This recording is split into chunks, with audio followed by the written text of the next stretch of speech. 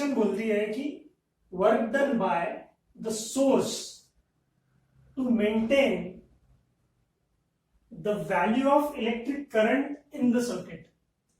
Suppose कोई एक conductor है, उसका रेजिस्टेंस कुछ होगा और ये बैटरी अप्लाई की लगाई है हमने, बस एक रफ डायग्राम बना रहा।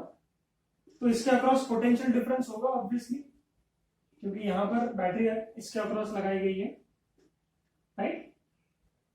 तो इस सर्किट में जो भी करंट फ्लो हो रहा है उसको मेंटेन करने के लिए इसको जो मेहनत करनी पड़ी, that is nothing but electric energy. क्योंकि अगर पोटेंशियल डिफरेंस मेंटेन नहीं रहेगा, राइट, तो चार्जेस फ्लो नहीं करेंगे। ये हायर पोटेंशियल पे और ये लोअर पोटेंशियल पे अगर नहीं रहता है तो there will be no what current, और करंट नहीं होगा तो ना तो हीट, जैसे प्रीवियस केस में हमने देखा था, रिलीज होगी, ना तो हमें पता चलेगा कि कितनी एनर्जी कंज्यूम हुई है। तो एनर्जी कितनी कंज्यूम हो रही है या एनर्जी कितनी सराउंडिंग में डिसिपेट हो रही है या रिलीज हो रही है। डिसिपेशन आपको पता चला ना, डिसिपेट होना मतलब रिलीज होना। मतलब हम लोग वर्कआउट करते हैं तो हम क्या थक जाते हैं या पसीना निकलता है, दैट इज डिसिपेशन, राइट। सो यहां पर जो काम करना पड़ेगा हमको, with the help of this battery the current will flow, electrons will flow in the circuit, that is nothing but electric energy, right। तो work done by the source, source क्या है यहां पर, ये पोटेंशियल डिफरेंस। तो अगर मैं इसको हमारे प्रीवियस कंसेप्ट से देखूं कि चार्ज को मूवमेंट कराने के लिए पोटेंशियल डिफरेंस लगता है, तो हम वर्क डन के कंसेप्ट से इसको पढ़ सकते हैं। Potential difference maintain always depend upon work done by charge, work done by charge, है ना, समझ में आया। Work done in bringing electric potential का कंसेप्ट, इलेक्ट्रिक पोटेंशियल का कंसेप्ट, ठीक है। इलेक्ट्रिक पोटेंशियल में हम लोगों ने W by Q लिखा था, राइट। तो अभी इसको हम लोग एक्सपांड करते हैं, चलो लिखते हैं क्या, लेट्स राइट इट डाउन कि V is equal to W by Q। तो वर्क डन क्या हो जाएगा, V इंटू क्यू, ये होगा ना, ये इधर चला जाएगा। तो अगर मैं इसको लिखूं तो क्या लिखूंगा, W is equal to V into Q. तो V और Q क्या होता है, चार्जेस क्या होता है, Q is equal to I into T. ये हमने होमवर्क में देखा है, बहुत बार न्यूमेरिकल्स लिखी है। करंट इंटू व्हाट, टाइम, यहां पर लिख सकता हूं मैं I into T. Work done is I into T. अब मैं V को अपने ओम्स लॉ से लिख सकता हूं, by Ohm's law. Ohm's law से क्या लिखूं, V की value V is equal to I into R, लिख सकता हूं by Ohm's law in a circuit. By Ohm's law V is equal to I into R, तो V की जगह क्या लिखूं, IR into I into T, ये लिख सकता हूं आराम से।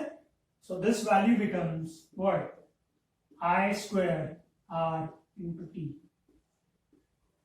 आप हैरान हो गए होंगे कि यार यहां पर जो मैं वर्क कर रहा हूं पोटेंशियल डिफरेंस मेंटेन करने के लिए या करंट को फ्लो करने के लिए किसी एक पर्टिकुलर सर्किट में, है ना, वो भी उतना ही आ रहा है जो हीटिंग इफेक्ट में आ रहा था। इसका मतलब ये है कि कितना एनर्जी हम कंज्यूम करते हैं या कितना एनर्जी हम रिलीज करते हैं, वो फैक्टर सारे के सारे इस पे ही डिपेंड करते हैं, ठीक है। तो इसको अच्छी तरह से समझो, बार बार इसको देखो। Electric energy is nothing but I square R T only, ठीक है। तो चलो लिखो इसको, फिर उसका ऐसा यूनिट लिखेंगे हम और आगे बढ़ेंगे। चलो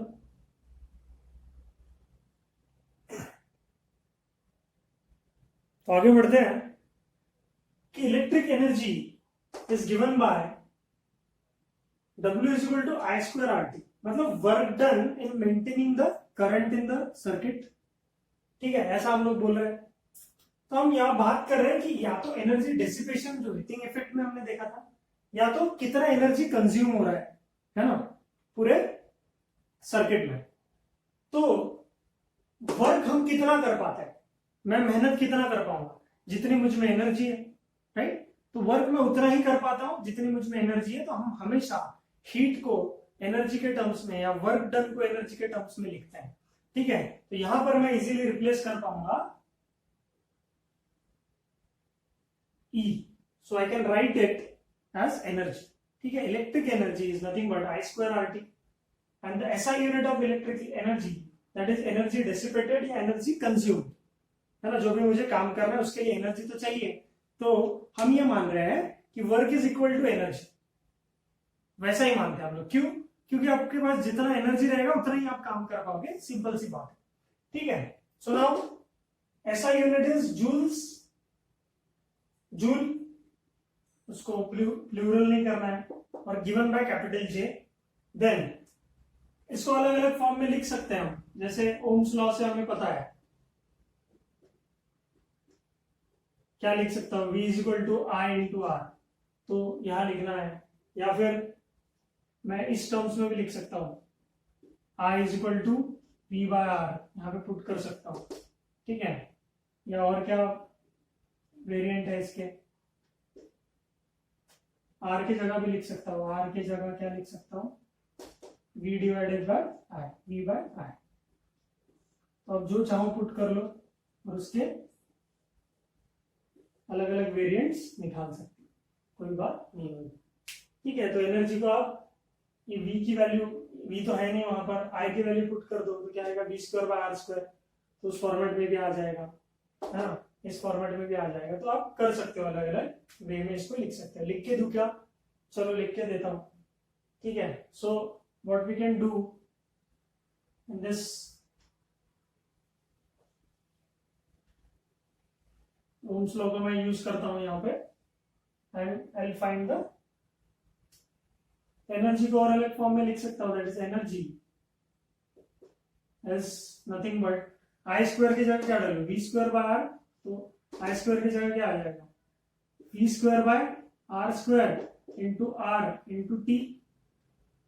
तो ये R और ये स्क्वायर एक कैंसिल हो जाएगा, तो कितना आ जाएगा, energy will be equal to V square divided by R into T, ऐसा भी हो जाएगा ना, ये एक है, ठीक है। चलो रेड पेन से लिखता हूं एक, और इसी इक्वेशन में, अब ये एक इक्वेशन हो गया, चलो ये इक्वेशन तो आपको समझ में आया, ये एक फॉर्मूला आपको समझ में आया।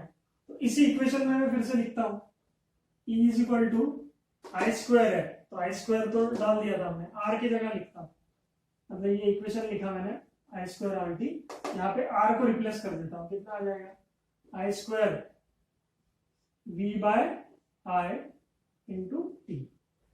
अलग अलग वेरिएंट्स निकाल रहे हैं हम, तो energy is equal to I, और ये यहाँ का एक I कैंसिल हो जाएगा, तो क्या आ जाएगा, V into I into T, ठीक है।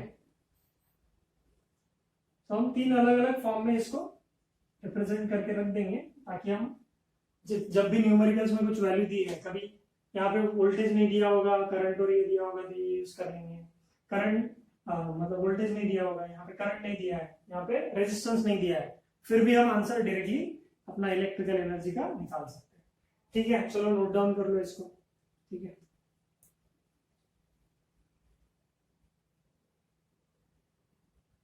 चलिए एक क्वेश्चन करते हैं, जिसमें आपको बोला है कि find the energy dissipated, energy कितनी लॉस हुई है या फिर रिलीज हुई है by current of 0.25 ampere flowing through a heater for 5 minutes when potential difference is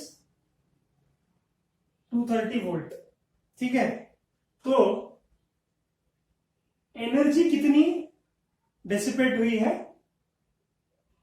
when current of 0.25 amperes flowing through heater, ऐसा बोला है, राइट। तो हमें जो भी दिया है, हम सॉल्यूशन में हमेशा आप डेटा लिखो, क्या दिया हुआ है, what is the data given, current is given, that is 0.25 ampere. तो एम्पियर में है, मतलब ऐसा यूनिट में कोई प्रॉब्लम नहीं है। फिर आपको क्या बोला है, पोटेंशियल डिफरेंस, मतलब वोल्टेज दिया हुआ है कितना, 230 वोल्ट। तो चलो ये भी सही है, कोई प्रॉब्लम नहीं है। देन टाइम कितना दिया हुआ है, टाइम कितने टाइम के लिए करंट फ्लो हो रहा है, 5 मिनट्स। यार ये मिनट्स कोई जमा नहीं है अपने को, क्योंकि मिनट्स अपना ऐसा यूनिट नहीं है, हमको सेकेंड्स में चाहिए। तो हम क्या करेंगे, 5 इंटू 60 सेकेंड्स, तो सेकेंड्स में कन्वर्ट कर लिया इसको, तो ये हो गया 300 सेकेंड्स। तो टाइम भी मिल गया हमारे पास। अब तीनों चीजें हैं, ठीक है, करंट है, वोल्टेज है, एंड टाइम है, ठीक है। तो तीनों चीजें होने के बाद अब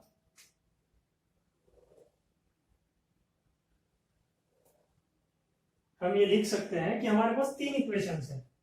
क्या है, इलेक्ट्रिक एनर्जी, मतलब एनर्जी डिसिपेटेड या कंज्यूम, किसी के लिए भी यूज कर सकते हैं। तो ये था हमारे पास I²RT, ये एक इक्वेशन है। या फिर हमारे पास है V इंटू आई इंटू टी, ये एक इक्वेशन है हमारे पास, ठीक है। और क्या है एनर्जी के लिए,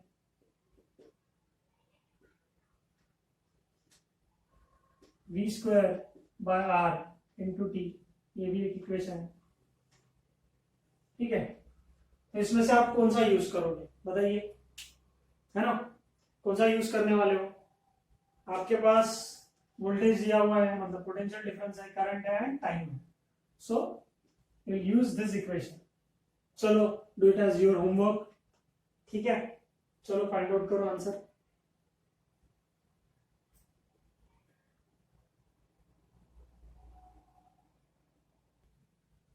चलिए और एक क्वेश्चन देखते हैं जिसमें बोला है आपको कि व्हाट इज द एनर्जी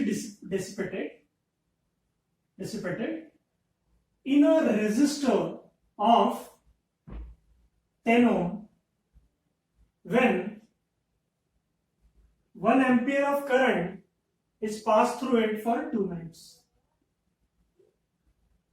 ठीक है, बोला है कि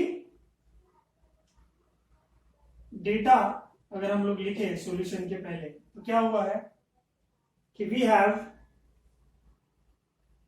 रेजिस्टेंस या रेजिस्टर ऑफ 10 ओम, ठीक। उसमें से अगर करंट पास हुआ है कितना, 2 एम्पियर, और टाइम दिया हुआ है हमें 2 मिनट्स, ठीक है। तो ये मिनट्स में है, ये ओम्स में है, और ये एम्पियर में है, तो इसको कन्वर्ट करना पड़ेगा।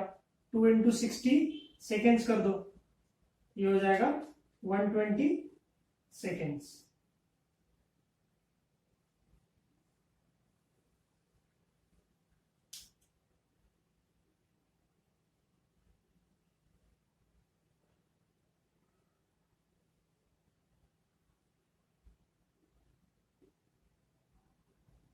ठीक, तो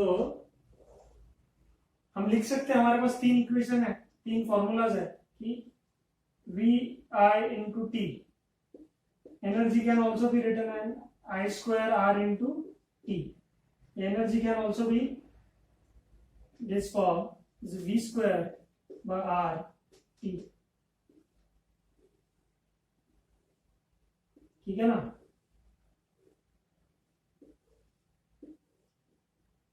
ठीक है, तो ये तीनों इक्वेशंस में से आप कोई कौन सा यूज करोगे कि आपके पास रेजिस्टेंस दिया हुआ है, करंट दिया हुआ है एंड टाइम दिया हुआ है, तो this will be the equation that we use. ठीक है, इसको फाइंड आउट करो, आंसर निकालो। तो बहुत ही सिंपल क्वेश्चन है ये, और इसमें कुछ कॉम्प्लिकेशंस दिखाएंगे, कभी बोलेंगे रेजिस्टेंस बहुत सारा दिया हुआ है, ठीक है, या करंट ऐड करना है, सब्ट्रैक्ट करना पड़ेगा कहीं से, तो ऐसे सारे क्वेश्चंस आपको आते हैं। तो प्लीज इसको ध्यान में रखिए और इसके हिसाब से आपको पढ़ना है, ठीक है। चलो